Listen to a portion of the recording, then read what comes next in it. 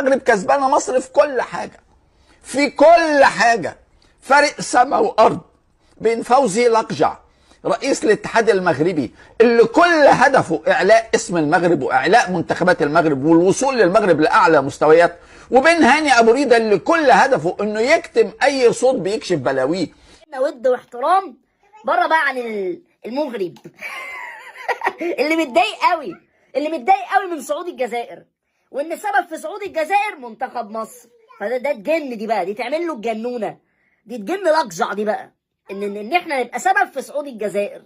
على قلبنا زي العسل يابا، على قلبنا زي العسل. ده احلى خساره دي ولا ايه؟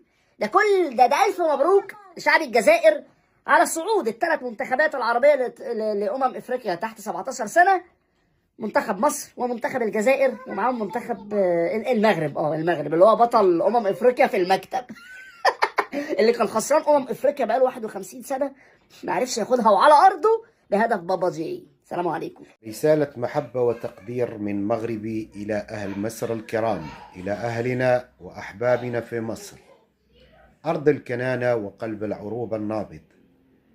نكتب إليكم اليوم لا كغرباء بل كأهل يجمعهم مصيرا واحد وتاريخ ممتد. لطالما كانت مصر في عيوننا وفي قلوبنا عنوانا للرقي ورمزا للثقافة التي تفيض جمالا وذوقا. لقد كانت السينما المصرية والأدب المصري والقراء المصريون العظماء سفراء إلى عالم الجمال، ورسموا في ذاكرتنا صورة مشرقة لا يمحوها تقادم الزمن. إن قلوبنا التي أحبت مصر عبر العقود تتألم اليوم حين ترى بعض الأصوات النشاز التي لا تمثل مصر الأصيلة بشيء.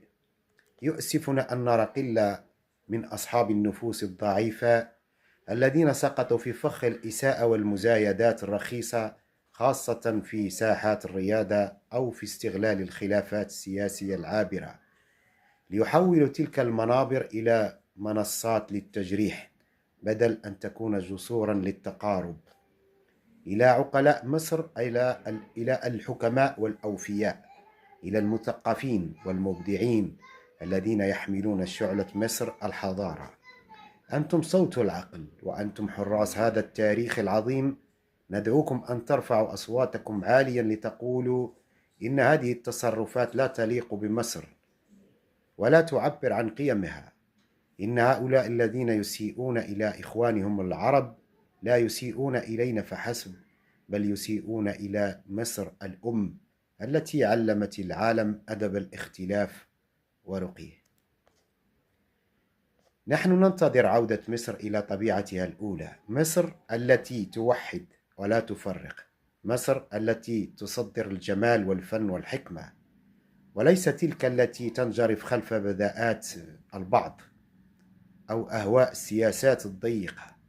تذكروا دائما أن روابط الدم واللغة والدين والتاريخ المشترك أكبر بكثير من أي مشادات عابرة أو فئة غافلة. نحن نحب مصر وننتظر منها دائما أن تكون الأخت الكبرى الحكيمة التي تجمعنا تحت ظلال المحبة والاحترام. دمتم لمصر درعا وللعروبة منارة، ودام الود والإخاء بين الشعبين المغربي والمصري. تحية محبة وسلام من المغرب إلى كل عربي أصيل. هنا أقول كانت مصر لها أفلام جميلة في العالم العربي، لكن اليوم أصبح يخرج منها ناس دون المستوى. أنا لا أعمم، فمن يكذب كلامي عليه بالفضاء الأزرق والتيك توك واليوتيوب